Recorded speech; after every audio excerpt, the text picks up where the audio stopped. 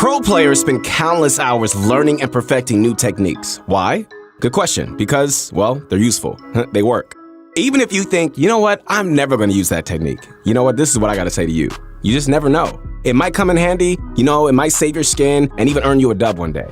What's going on, guys? It is your motivation guy. Make sure to follow me on my new Insta. That is at your motivation guy. Once again, at your motivation guy. Connect with me as soon as you can. I would love to hear from you. I'm not responding to anybody on my old Insta, only on this one. I want to help inspire you guys to be great in this game and also in life. So we're back again with 7 more pro techniques you probably aren't using. Most of these are not new or anything like that, but still, you'd be surprised at how little use they see. Whether your goal is to get more kills, survive longer, or even win more matches, these techniques are sure to help you guys. Do you have a technique that you love to use all the time? Well, I know a lot of players that, use the grenade strat that you see some of the pros use. They just love blowing stuff up, and that just makes it easy. But let me know what your favorites have been in the comments down below, okay? And if you're interested in learning even more, hey, we've got plenty over at ProGuides.com. On our site, you're gonna find dozens of courses teaching a variety of useful topics like aiming, come on now, building, and yes, even special techniques. For instance, our Secret Building Techniques series takes you through the steps needed to learn all the moves that are going to give you an advantage on the battlefield. To start, follow the link in the description or visit ProGuides.com. Ladies and gentlemen, this is my favorite time. You know why? Because it's time to sit back, relax, and grab my favorite candy that I am addicted to, and I'm proud of it. And it is that Bunch of Crunch. And let's get this going. So, a while back, we showed you guys a not so well-known technique to attack a wall from behind your ramp, right? That still works and definitely still has some use, but there's another application that we didn't discuss. You guys ready to hear that? That same trick can also be set up to hit a floor piece through a cone. Now, this is useful for tricking turtling opponents into thinking you won't be taking their top floor piece. To do this, so approach your turtling opponents one by one from the top, right? Either place your own cone piece if they haven't yet, or remove it and just replace it with your own.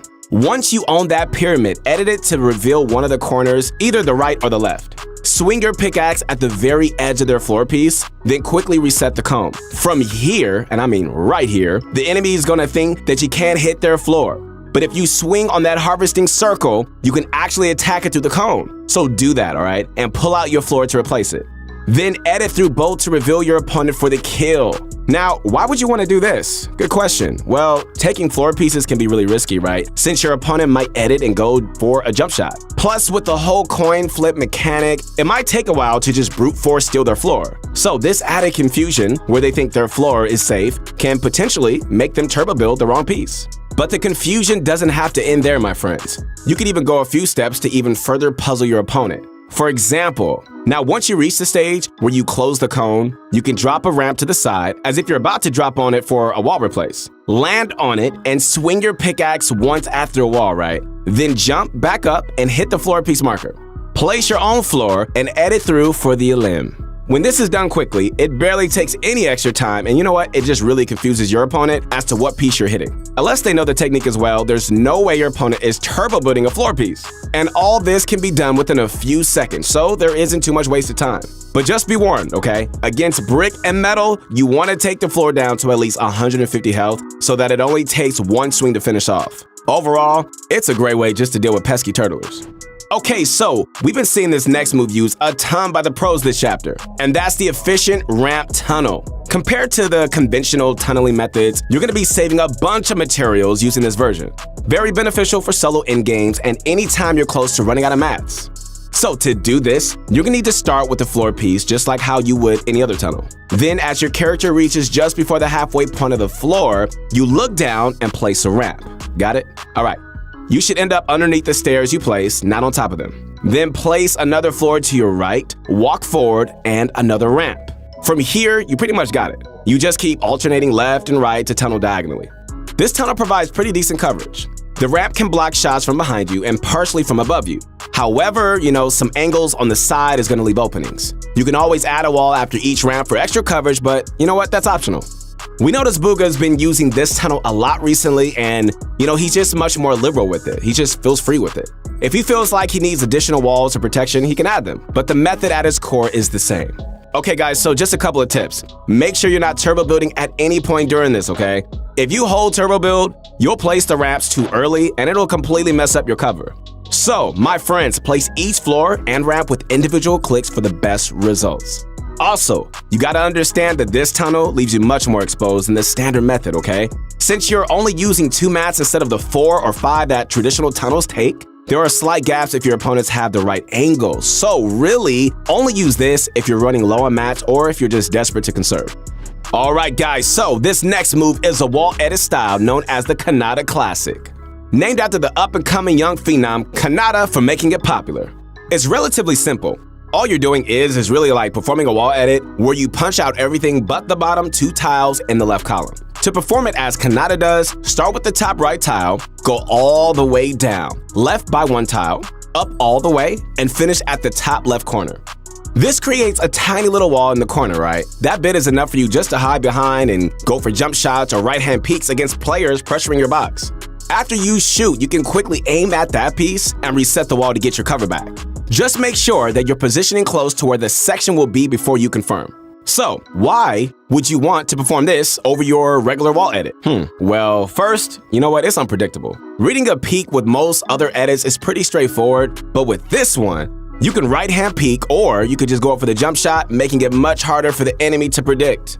You know, another reason is to deny your opponent's pickaxe swing. The best time to go for an edit play is when the enemy is outside your box, is swinging their pickaxe. The only problem is if you make the edit while they're mid-swing, they might still hit your wall and replace it. Then you're left in a pretty uncomfortable, sticky situation. Since the Kanata Classic leaves a very minimum area for them to hit, there's a way higher chance their pickaxe won't connect. So that wall is just gonna stay yours. It takes some time to practice, guys, to get used to this, all right? Practice makes perfect. It really does. But once you get it down, man, it's a fantastic way to go for aggressive peaks. All right, so the next technique is a classic that you definitely need to start using, like immediately, if you aren't already. It's the Rocket Launcher Shotgun Combo, which lets you get free damage in on pretty much any box-up player. It's effortless too, to be honest. All you gotta do is fire an RPG at a player behind some builds, pull out your shotgun, line up your crosshair, and fire right as the rocket hits. With the right timing, they can build fast enough to block that shotgun hit. Of course, you do have to have some sort of idea of like where your opponent is. If they're behind a fully built metal structure, this trick is not gonna work. Not only will the metal survive the rocket, but you know what? It's gonna be hard to spot your target as well. But if they're behind wood or something that's still building, the rocket devastates everything in its path so you can land a hit. It may seem like a simple trick, and it is, but we continuously see players with both weapons in their inventory not utilizing this trick. Even if you miss the timing, you haven't really lost out on anything. So next time you go to rocket somebody else's base and you're within range, remember to combo your shotgun along with it. All right, coming up next, another simple but effective trick. This one, we're calling the Better Turtle Ramp. It doesn't seem very useful at first, but it's advantageous in several ways. So, anytime you're playing defensively in your own box and someone like takes your wall, your first move is usually to jump and place a ramp, right? Come on, we all know that's true. But instead of putting the ramp forward, you should turn around, look down, and place it that way. So there are a few reasons why you want to get used to placing your stairs this way. First and foremost, and I know that, I know a lot of people this has happened to. If your opponent replaces your wall and edits it open, the ramp you try to place sometimes ends up a tile right in front of you, meaning outside your box and not protecting you. If you turn around and look down to put one, it'll always connect in your box and keep you safe. Not only that, but the most reliable escape route when your wall gets taken is almost always editing out the back of your box. Placing the ramp this way can be done as you're turning around, and it just saves a bit of time. A third reason is to block above you as well. If your cone and floor pieces get taken, a forward ramp isn't going to do anything unless you're toward the front of your box. So turning around and placing it this way protects you from any attack from above. There are plenty of more reasons too, but the main ones are just that it's safer. Generally, it just covers more angles, and it's just more intuitive for you when you're expanding out.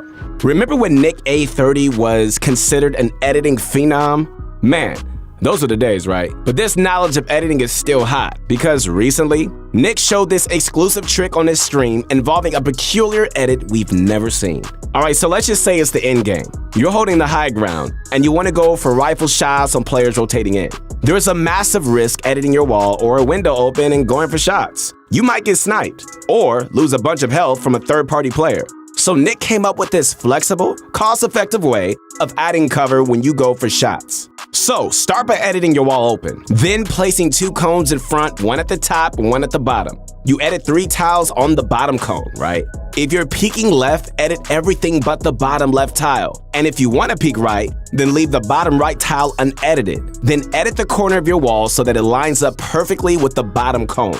Place a pyramid in your box as well, okay? And edit the same corner as you did for your wall to create a ramp that adds more protection. Then anytime you want to go for another angle, you can reset the cones and your wall and set them up the other way.